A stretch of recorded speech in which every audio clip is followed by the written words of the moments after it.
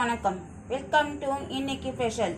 இன்னைக்கு நம்ம பார்க்க போகிற சமையல் பிரெட்டு முந்திரி குலோப்ஜாம். வாங்க வீடியோக்குள்ளே போகலாம். ஹலோ ஃப்ரெண்ட்ஸ், நம்ம பிரெட்டை நம்ம அரை அரை அரை எடுத்துக்கலாம். நம்ம முழுசாக வேணும்னா கூட எடுத்துக்கலாம். இதெல்லாம் நம்ம தூள் பண்ணிக்கலாம் சின்ன சின்னதாக, வெட்டி இல்லாமல் தூள் பண்ணிக்கோங்க. இந்த மாதிரி தூள் பண்ணிக்கோங்க. இந்த மாதிரி தூள் பண்ணிவிட்டு இந்த முந்திரி ஒரு 10 முந்திரியை சின்ன சின்னதாக கட் பண்ணி இதில் போட்டுக்கோங்க. டம்ளர் பால் ஊற்றி வச்சுருக்கோம். இந்த டம்ளர் பாலை இதில் ஊற்றி கொஞ்சம் கொஞ்சமாக ஊற்றி நல்லா நைஸாக சப்பாத்தி மாவு பிழையிற மாதிரி பிழிஞ்சிக்கலாம். இந்த மாதிரி பிழிஞ்சு எடுத்துக்கலாம். இந்த அளவு கெட்டி போதும். ரொம்ப தண்ணியாகவும் இருக்க வேண்டாம், ரொம்ப கெட்டியாகவும் இருக்க வேண்டாம்.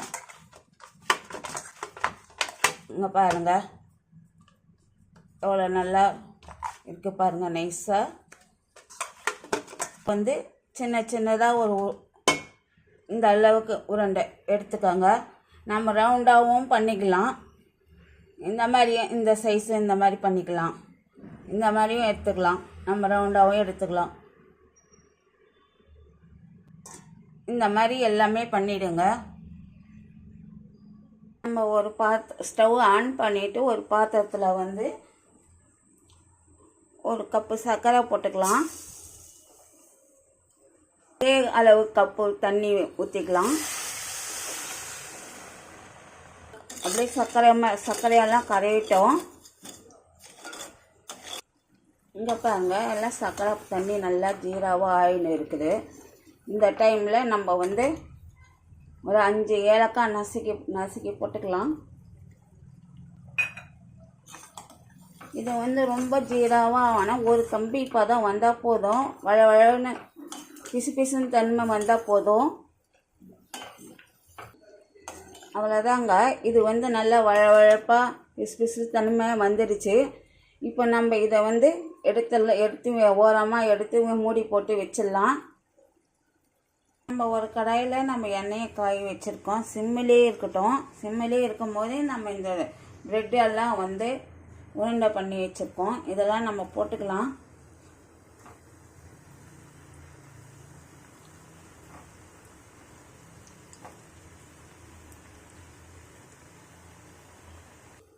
சிம்மிலே இருக்கட்டும். ஸ்டவ்வே ரொம்ப ஃபாஸ்ட்டாக வைக்காதீங்க. சிம்மிலே வச்சு எண்ணெயை காய வச்சுக்கோங்க.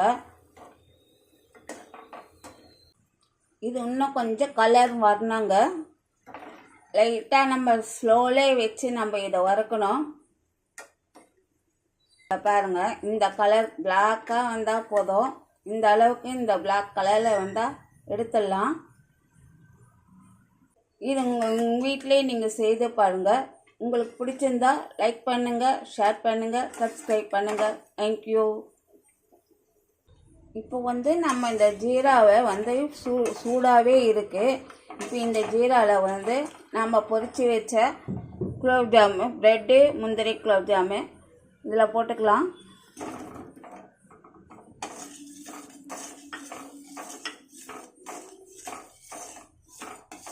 இது ஒரு 1 மணி நேரம் நல்லா ஊறினாங்க.